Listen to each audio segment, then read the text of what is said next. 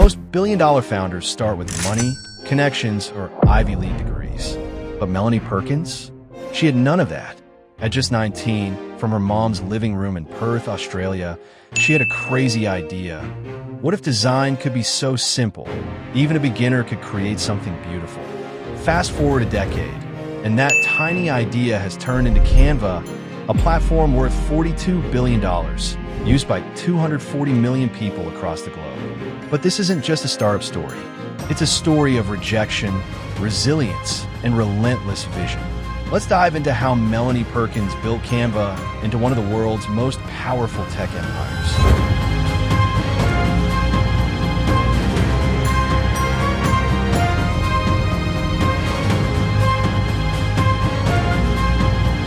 Chapter 1. The frustration that sparked a revolution. It all began in 2007. Melanie was teaching her classmates how to use Photoshop and InDesign. The tools were complicated, the process slow, and most students hated it. She thought, why can't this be easier? Why can't design be as simple as drag and drop? Together with her boyfriend, 𝗕𝗵𝗶𝗀𝗏, she launched Fusion Books. From a small living room, students could create their own yearbooks online. No confusing layers, no stress. Just a simple, intuitive design. Fusion Books took off, becoming Australia's largest yearbook company. But Melanie wasn't thinking small.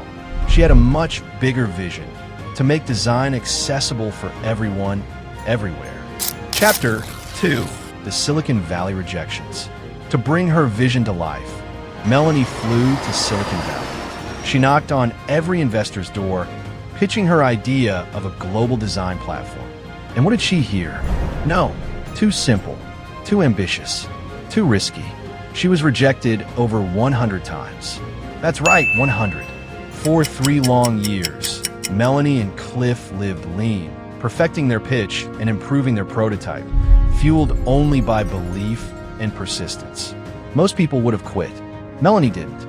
And that stubborn resilience is exactly what changed everything. Chapter 3. Canva is born. In 2013, Canva finally launched, and it spread like wildfire.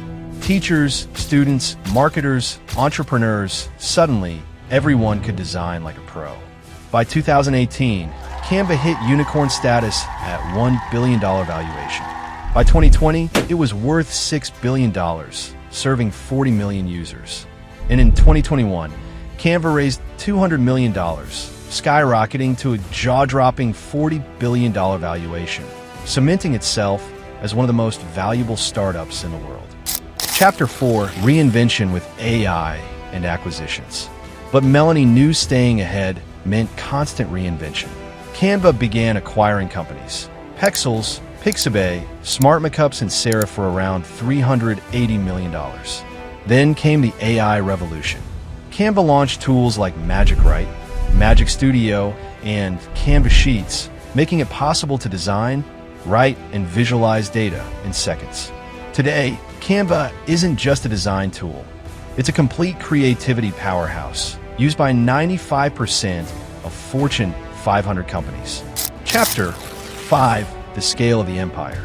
Let's put this into perspective.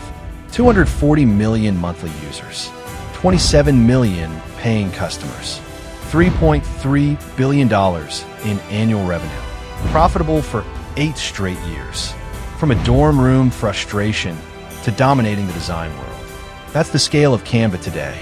Chapter 6. Purpose beyond profit. But here's what makes this story even more powerful. Melanie and Cliff aren't chasing wealth for themselves.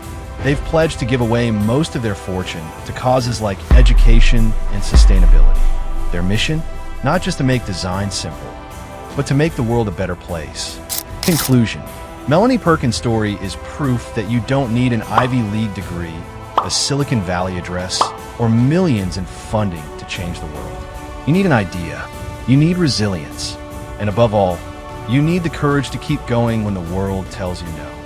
From rejection to revolution, from a living room to a $42 billion empire.